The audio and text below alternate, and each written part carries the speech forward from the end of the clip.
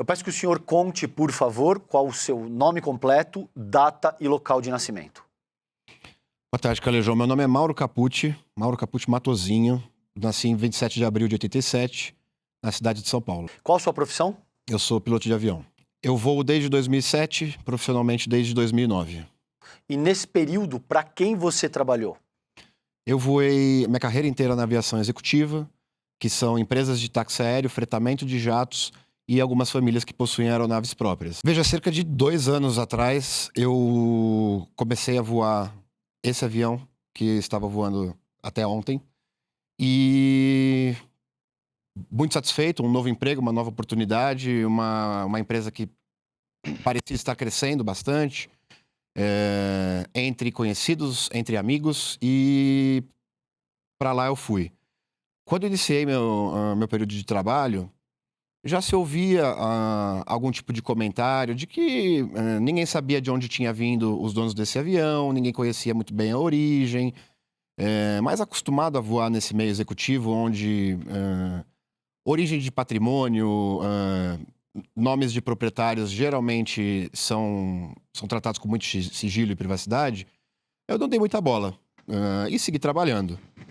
Até que, em um determinado momento, surge uma reportagem no Fantástico que causa uma situação de preocupação na empresa, entre os funcionários, entre o proprietário, e eu, como piloto daquele avião que pertencia ao Mohamed, então citado nessa reportagem, passei a me preocupar muito com essa situação. Percebi que o que estava acontecendo ali era muito mais grave do que eu poderia imaginar, era muito mais grave do que o que eu normalmente vejo acontecer na aviação executiva, e entendi que eu deveria ficar atento. Ao ficar atento, eu comecei a observar o tipo de voo que a gente estava fazendo, as pessoas que estavam circulando conosco, os destinos que a gente estava frequentando. E tudo que se disse na reportagem do Fantástico naquele momento pareceu fechar a conta. E sendo assim, movido por uma intenção de fazer o que eu acredito ser certo, eu acabei falando com o Calejão e o Demore a fim de poder contar essa história. Essa empresa que você trabalhava até ontem, como é o nome? Táxi Aéreo Piracicaba. E esse Mohamed que você fala, quem é o Mohamed? O Mohamed é o que é conhecido como Primo, que está agora na mídia geral, um dos sócios da Copap. A quem pertence a Táxi Aéreo Piracicaba? Táxi Aéreo Piracicaba pertence a uma família atualmente gerida por um indivíduo chamado Epaminondas. Epaminondas Madeira. Epaminondas Madeira. Esse avião que você voava especificamente, você sabia que era desse Mohamed ou ele era da empresa e dizia-se que era dele? Eu sabia que era do Mohamed e do Beto. Beto, quem é? A gente sempre se referia ao Roberto Leme como Beto e ao Mohamed como Morra. Então eu sabia que aquela aeronave pertencia ao Morra e ao Beto. Sabia de você ouvir falar do hangar, do dono da empresa. Sim, porque era a informação que os meus superiores na empresa me apresentavam. Perfeito. Essa aeronave pertence a esse grupo. É um grupo que trabalha com petróleo, é um grupo que trabalha com negócios de combustível e no mercado financeiro. Só para deixar claro, Beto é o Beto Louco, que a empresa chama... Sim, Beto é quem a imprensa tem chamado de Beto Louco. Roberto Leme, é isso? Roberto Leme. E o Mohamed é quem a imprensa tem chamado de Primo. Que a segunda investigação da Polícia Federal são os dois cabeças dessa organização criminosa de lavagem de dinheiro no setor de combustíveis que passava pela Faria Lima. Exatamente. Essa é a história. Qual é o prefixo da... É o Papa Romeo Sierra Mike Golf. Quantas vezes você voou, pelo que você lembra de cabeça, não precisa saber o número exato, mas pelo que você consegue recordar, quantas vezes você voou com o Mohamed e quantas vezes você voou com o Roberto Leme? Até a saída da primeira matéria no Fantástico, a gente voava com muita frequência com o Mohamed e o Roberto Leme juntos. Depois dessa matéria, os nossos voos se focaram no Roberto. Eu diria que com o Mohamed, eu devo ter feito cerca de 30 ou 40 voos, talvez um pouco menos, mas com o Beto foi com quem eu mais voei. A gente permaneceu voando ao longo desses 2 anos, com uma frequência quase que semanal. Então a gente está falando de aí Algumas dezenas de voos, com dezenas de certeza. voos. Sim, Perfeito. sim. Só para a gente ter uma ideia de como era a sua proximidade enquanto profissional com eles, Uhum. né?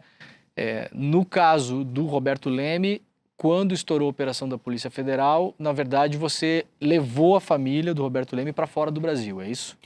Esse foi o último voo que eu fiz para o Roberto Leme, que foi na semana passada. A gente decolou na quarta-feira e permaneceu no Uruguai, na cidade de Punta del Este, até o retorno no sábado, quando eu pousei no aeroporto do Catarina. E foi o momento em que eu falei com a Polícia Federal, que estava no aeroporto naquele momento. Você foi levar a família dele para o Uruguai antes da operação da Polícia Federal vir à tona, é isso? Sim, eu levei a família para o Uruguai na quarta-feira. Quarta-feira. Isso.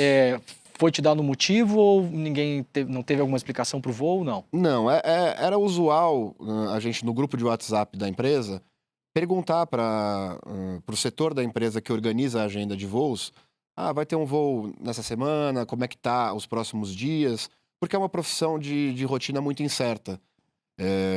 Então eu gosto de tentar organizar os meus próximos dias da melhor maneira possível. E na segunda-feira, eu enviei uma mensagem no grupo, perguntei se haveria algum voo previsto, e me foi respondido que haveria um Punta del Este na quarta-feira.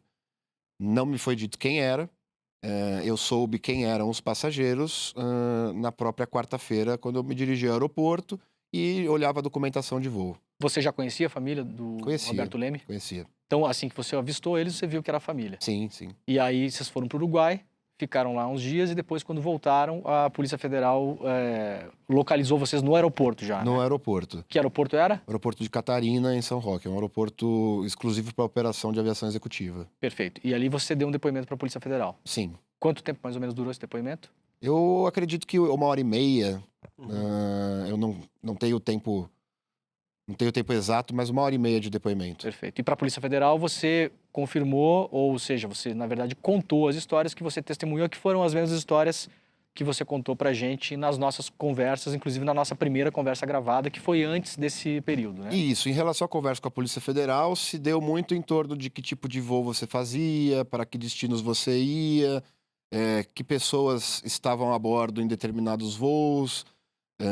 Então, o meu depoimento se deu nesse sentido. Eles queriam saber nome de pessoas que estavam junto com o Roberto ou com o Mohamed e que participaram desses voos na posição de passageiros, convidados ou parceiros de negócios. E perguntaram também de coisas que você viu ou ouviu no avião. Perguntaram. Perfeito. Mauro, só voltando um pouco. Como foi o clima desse voo para o Uruguai na quarta-feira? Foi tranquilo? Ou havia alguma tensão? A família do Roberto é uma família de pessoas muito amáveis, esposas, filhas. É gente que sempre conviveu muito bem comigo. Inclusive, havia algum nível de conversa, recebendo no avião, servindo uma comida, uma bebida. Então a gente tinha esse nível de contato. E naquele voo especificamente eu percebi que a família estava abalada. No momento que eu decolei, eu não sabia da operação que aconteceu. Então eu sequer me prendi ao fato da família estar muito calada ou de uma das filhas estar medicada. Então isso não me despertou muita atenção. A operação da Polícia Federal não era pública ainda, né? Não era pública. Isso é bem No momento importante. da Na nossa decolagem, quarta-feira, não. Você foi na quarta-feira, um dia antes da operação. Então o pessoal já parecia abalado, né? Estavam certamente abalados. A gente decolou do Catarina na quarta-feira por volta das 10h30 da manhã. E pousamos por volta da hora do almoço em Punta del Este. E ao longo do dia eu fui me inteirando do que acontecia no noticiário. E eu percebi do que se tratava aquele voo exatamente.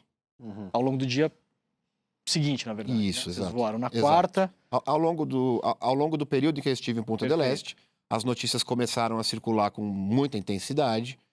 Os nomes apareceram no jornal, inclusive o nome do Roberto. E, embora aquilo não tenha me causado exatamente surpresa, Entender a situação que a família estava passando ali e que eu estava participando foi a realização de que algo muito sério estava acontecendo. O que você pode dizer de fato, então, pela cronologia, é que a família do Roberto Leme saiu do Brasil antes de estourar a operação da Polícia Federal. Isso. Perfeito. E esse meu voo foi marcado na segunda-feira, antes da operação da polícia. Então a operação foi na quinta, já na segunda, daquela mesma semana anterior, a viagem já estava Já marcada. estava marcada. Você fez um relato dando conta de uma questão envolvendo o senador Ciro Nogueira. Sim. Eu peço que você reproduza na íntegra o que você tem a dizer sobre isso. Bom, a história que eu já contei para vocês e que repeti para a Polícia Federal é de que num voo em agosto do ano passado, a gente saiu de São Paulo para Brasília e Roberto e as pessoas que o acompanhavam corriqueiramente, funcionários da empresa, diretoria, etc., portavam uma sacola de papel. Aquela sacola de papel me foi apontada por pessoas da empresa como uma sacola que deveria ser especialmente cuidada. E esse tipo de comunicação se dava para que nós entendêssemos que ali continha dinheiro. Algum termo específico que seja usado para essa finalidade? Em ocasiões se fala em caixa de vinho, em ocasiões se fala em sacola de presente, mas é esse tipo de termo. Naquele caso, uma sacola de presente, que de fato era uma sacola de presente. É comum transportar dinheiro solto no avião, assim, nessas sacolas ou caixas de vinho, e que vocês têm que tomar conta desse dinheiro, é isso? Veja que isso não é comum. Tá. Isso passou a ser comum a partir de um determinado momento. Tá. Que foi, inclusive, a partir desse momento em que eu passei a ficar muito indignado e muito desconfortável na posição que eu estava. Perfeito. Quando isso se tornou comum. E quando foi, mais ou menos, que se tornou comum? Eu me recordo muito bem desse voo de agosto do ano passado, porque foi a primeira vez que isso aconteceu. Tá. A primeira vez que uma sacola, apontada como uma sacola de presentes importante, me foi apontada como algo que eu deveria cuidar e zelar. Quem te apontou, Mauro? Foi o meu superior na empresa, o meu então chefe Epaminondas. Superior na TAP. Isso. Certo? Exato. Tá. Eu sempre fui funcionário da TAP. O modelo de negócios que a TAP estabeleceu com a Alta não tem relação com a quem eu prestava serviço, que era a Táxi Aéreo Piracicaba. Perfeito. Essa sacola foi transportada aonde? Foi transportada no toalete do avião. Toalete do avião. Isso. Aquela mesma sacola que você fez um vídeo dela, que você nos mostrou. É esse dia, dessa sacola, é isso? No momento que eu fiz aquele vídeo, foi muito no momento de espanto. Eu fiz aquele vídeo no intuito de demarcar que eu não estava maluco. Porque eu já havia feito algum comentário ou outro com um amigo, no intuito de desabafar. Tipo, veja a saia justa que eu tô. O meu trabalho está se dando dessa forma. E sempre havia uma tentativa de mitigar a gravidade dessa situação. Não, fica tranquilo, você não está fazendo nada de errado, você só está voando, de repente não é nada disso. Esses seus amigos te diziam isso? Sim. E assim, como naquele momento aquilo ficou evidente, e mesmo o vídeo não tendo filmado o conteúdo da sacola, é muito fácil perceber a largura da sacola, a altura do que estava dentro da sacola, o volume de peso daquilo. Você chegou a palpar a sacola também? Apalpei a sacola, eu levantei a sacola, inclusive fui eu quem tirou a sacola do toalete e coloquei na área dos passageiros no avião. Não era um objeto sólido, um relógio, uma estátua? Certamente não era. Perfeito. Certamente não Roupa, era. camisa, tinha uma textura de roupa, de blusão, de camisa, de camiseta? Não, a textura, o que talvez eu comparasse é que teria peso de livros dentro de uma sacola. E era, evidentemente, um bloco de alguma coisa deste tamanho, por este tamanho. Perfeito. Conta quem estava nesse voo, por favor. Nesse voo específico, quem estavam era o Roberto Leme e funcionários da empresa que estavam frequentemente voando conosco. A empresa? Desculpa, são duas empresas diferentes. Perfeito. E eu vou me referir a elas como Táxi Aéreo Piracicaba Tá, e Copap, tá. Então quem tava? Era o Roberto Leme, funcionários de qual da empresa? Copap. Da Tá. Copap. O que você ouviu durante esse voo? Nesse voo especificamente, no momento do desembarque em Brasília, a gente para num hangar na área da aviação executiva do Aeroporto Internacional, e eu permaneço na cabine fazendo o que a gente chama de cheque de abandono, onde a gente garante que está tudo efetivamente desligado, que tudo foi encerrado na cabine de forma a deixá-la pronta para o próximo voo.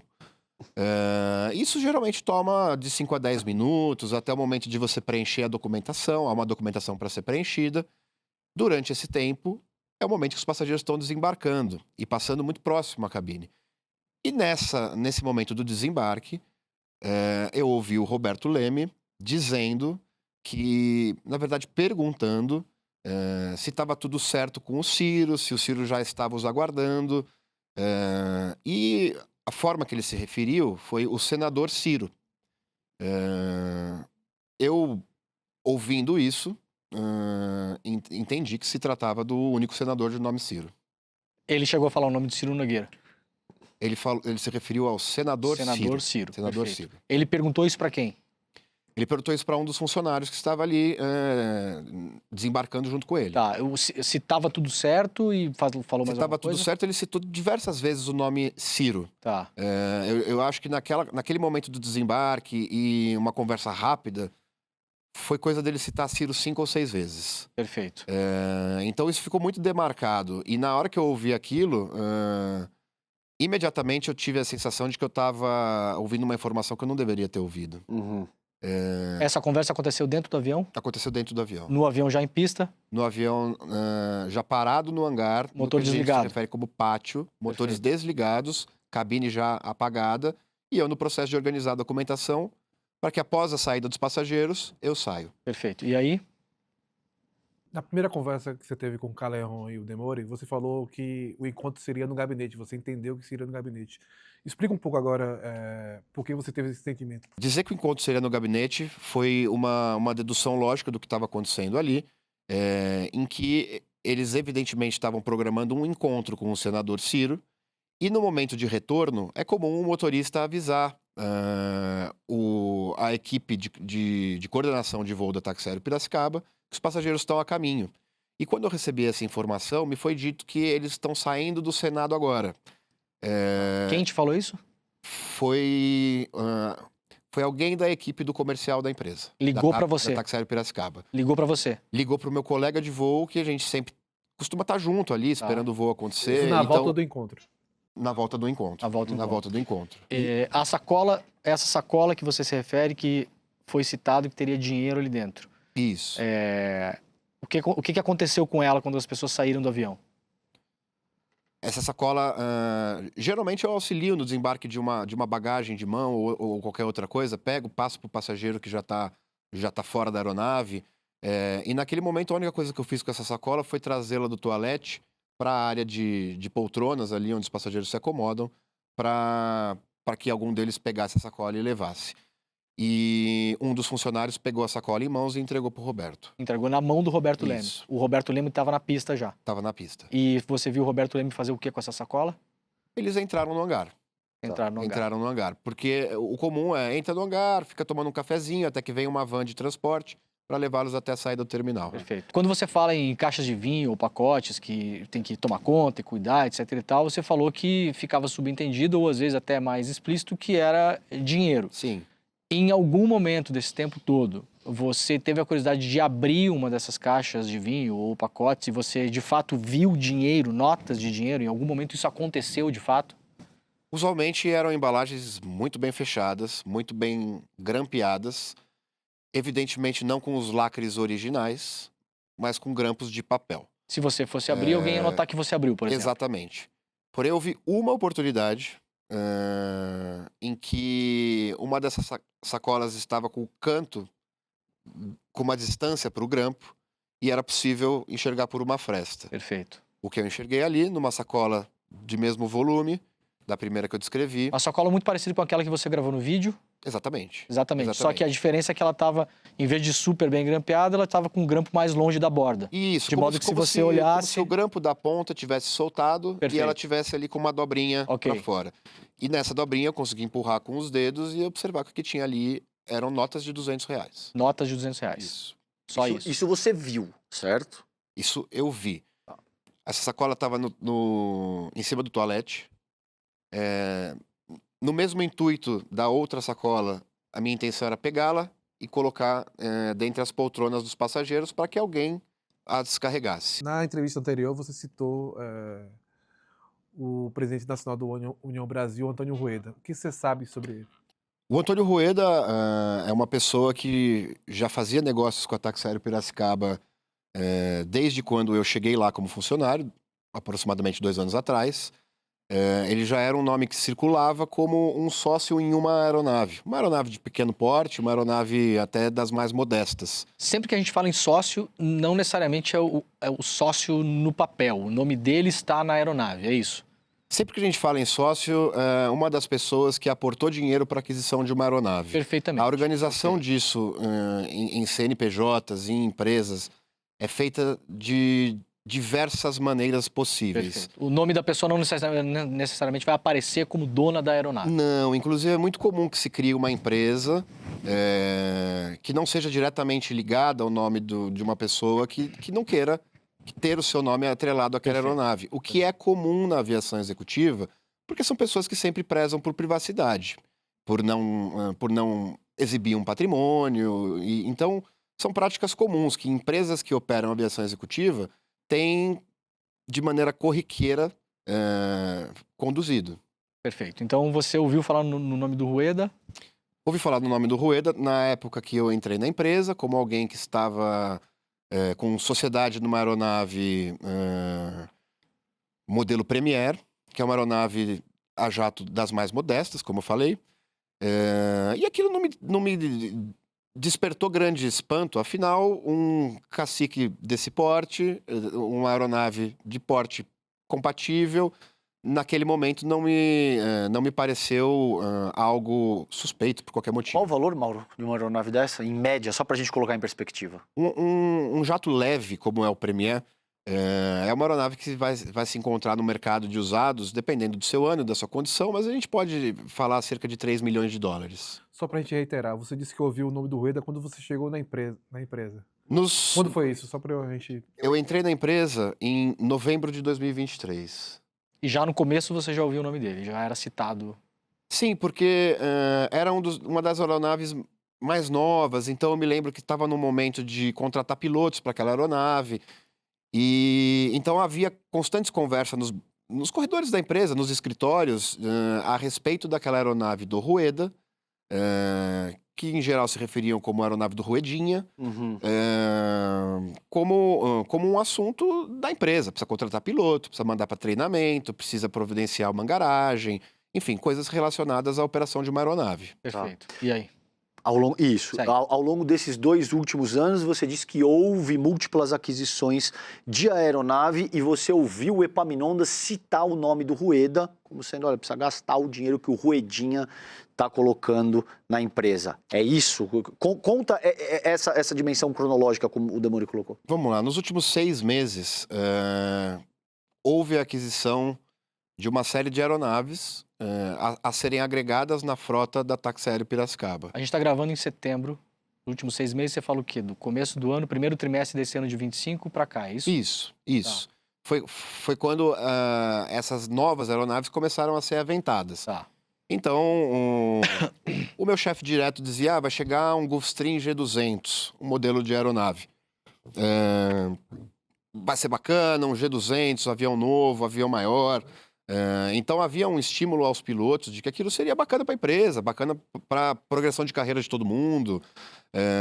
Então, essa aeronave G200 ela era celebrada pelos funcionários. Quanto custa uma aeronave dessa? Um G200 usado no mercado vai ser uma aeronave que vai estar perto de 8 a 9 milhões de dólares.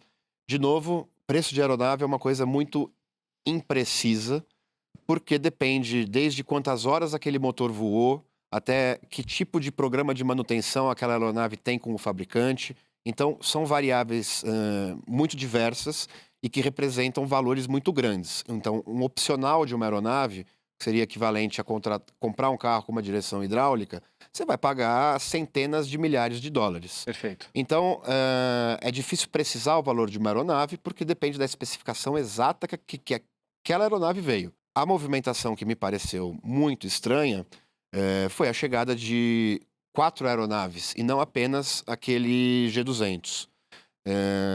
E que, ao conversar com a minha chefia direta, com o dono da empresa, quando digo empresa nesse caso, com o dono da Táxi Aéreo Piracicaba, Sim.